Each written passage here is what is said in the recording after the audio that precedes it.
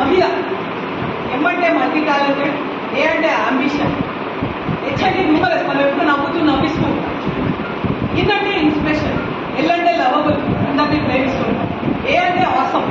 మన మహిళ అనే దానినే ఇన్ని అర్థార్థం అనుకుంటున్నాం. ఒక శక్తివంతమైన మహిళ.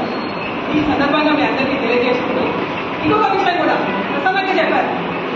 మహిళలు అందరూ ఒకప్పటికి ఇప్పటికి మస్తు మార్పు వచ్చింది, కానీ ఇంకా కూడా రాలేదు, మనకి ఇంకా స్వాతంత్రం రాలేదు, మనం ఇంకా కూడా ఒంటరిగా మనం వెళ్ళలేకపోతున్నాం అనేది ఒకటి షేర్ చేశారు.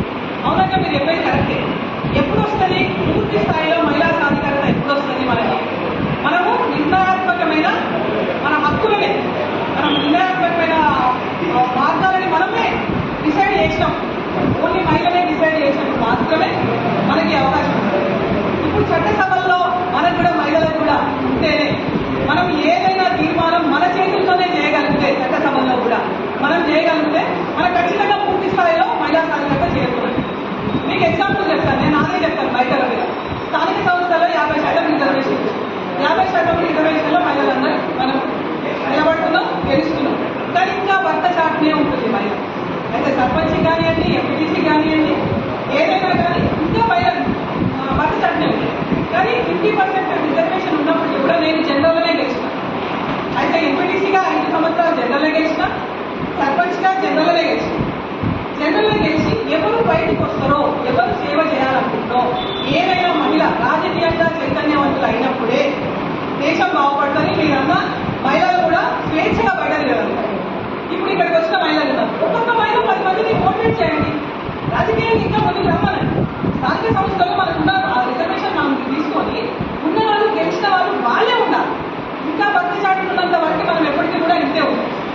కాబట్టి మహిళలందరూ కూడా రాజకీయంగా చైతన్యవంతులు కావాలని సందర్భంగా కోరుకుంటూ మీ అందరికీ కూడా మరొకసారి మహిళా దినోత్సవ శుభాకాంక్షలు.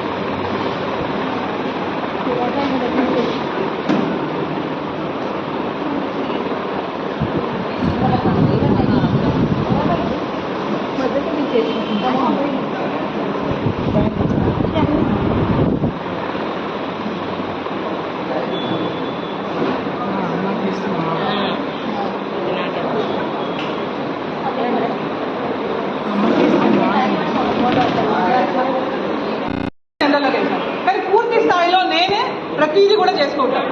నా విధంగానే స్థానిక సంస్థలో గెలిచిన మహిళలు కూడా ముందుకు రావాలని ఈ సందర్భంగా కోరుకుంటూ, అంతేకాకుండా మా కాంగ్రెస్ ప్రభుత్వం కూడా మహిళలకు ఎప్పుడు కూడా పెద్దపీట వేస్తుంది.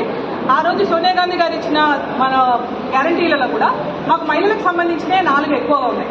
ఎప్పుడైనా మహిళా పక్షపాతి అనడానికి మా కాంగ్రెస్ ప్రభుత్వం ఉందని చెప్పి మేము గర్వంగా మేము చెప్పుకోగలుగుతాం.